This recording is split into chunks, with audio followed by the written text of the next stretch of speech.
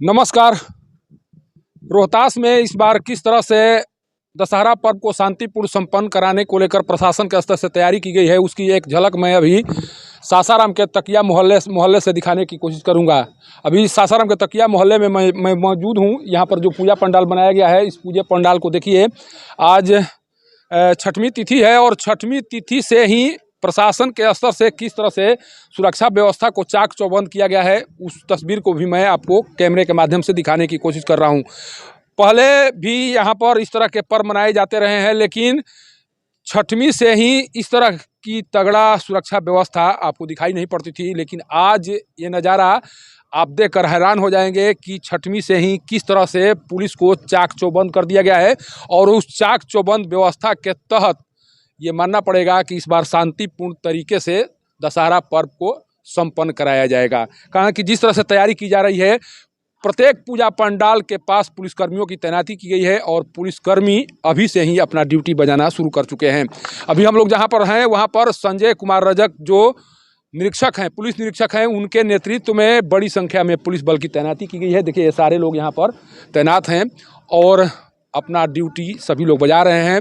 और जिस मुस्तैदी से पुलिसकर्मियों के द्वारा ड्यूटी बजाई जा रही है, उसको देखकर आप कह सकेंगे कि सासाराम शहर में इस बार परिंदे भी पर नहीं मार सकेगा। और प्रशासन जिस तरह से रामनवमी पर्व के दौरान घटना सामने आई, उस घटना से सबक लेते हुए इस बार पहले से ही तैयारी कर रखा है। और प्रशासन के स्तर से जो तैयारी की गई है, उसकी एक झलक अभी आपको पूजा पंडाल के पास दिखाई पड़ रहा है।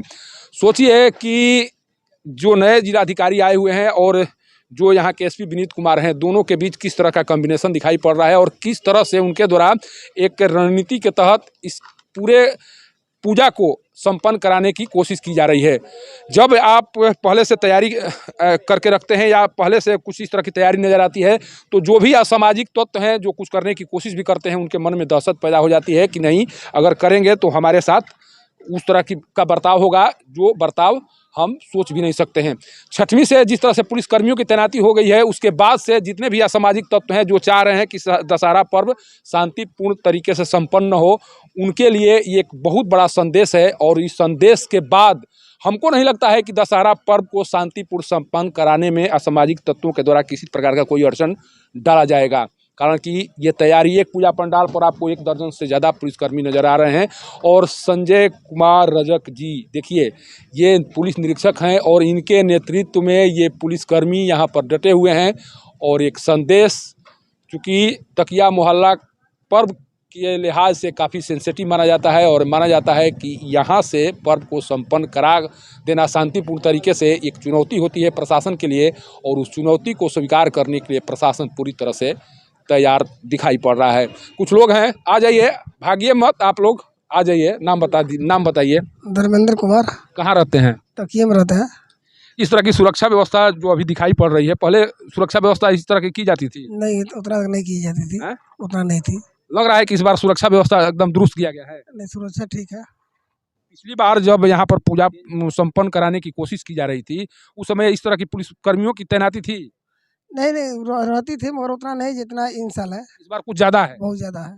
आपको विश्वास है कि इस बार पूजा शांतिपूर्ण तरीके से संपन्न हो जाएगी? हम लोग यहाँ हमेशा शांति से बचता है। कोई दिक्कत नहीं आती? नहीं, दिक्कत नहीं लेकिन आती। इस बार व्यवस्था की गई है कि भाई जो दिक्कत है उसको भी दूर कर दिया जाए। हाँ, दूर किया जाए। विश्वास जग गया है कि नहीं, सही तरीके से पूजा होगा? पूजा हर साल हम लोग का बढ़िया होता बढ़िया है। होता है। देखिए, पूजा हर साल सही तरीके से मनाया जाता है। मैं एक और चीज़ बता दूं कि 25 सालों से यहाँ पर ये पूजा पंडाल बनाए जा रहे हैं। और इस बार जो पूजा पंडाल बनाए जा रहे हैं, वो उसकी तस्वीर देखिए आप, किस तरह से भव्य पूजा पंडाल यहाँ पर बनाए जा रहे हैं। और इस पूजा पंडाल में एक कमी दिखाई पड़ रही है, क्योंकि प्रशासन का गाइडलाइन है कि यहाँ पर किसी प्रकार से जो प्रदर्शनी का आयोजन पहले से होते आ रहा था, उस प्रदर्शनी के कार्य पर रोक लगा दिया गया है। पीछे में प्रदर्शनी लगी रहती थी और उसी प्रदर्शनी का आनंद उठाने के लिए बहुत दूर दूर से लोग आया करते थे।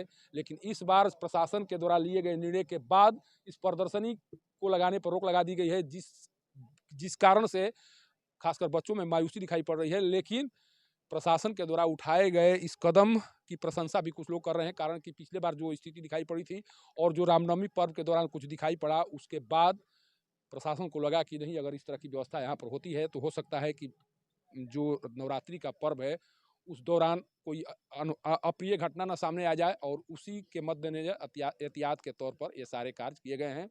और मैं इस तस्वीर के माध्यम से पूरे रोहतास वासियों को एक संदेश देने की कोशिश कर रहा हूं, जिस संदेश को देखकर आप समझ सकेंगे कि रोहतास पुलिस इस बार कमर कस चुकी है, और उसका मकसद यही है कि किसी तरह से रोहतास में शांतिपूर्ण तरीके से दशहरा पर्व संपन्न कराया जा सके।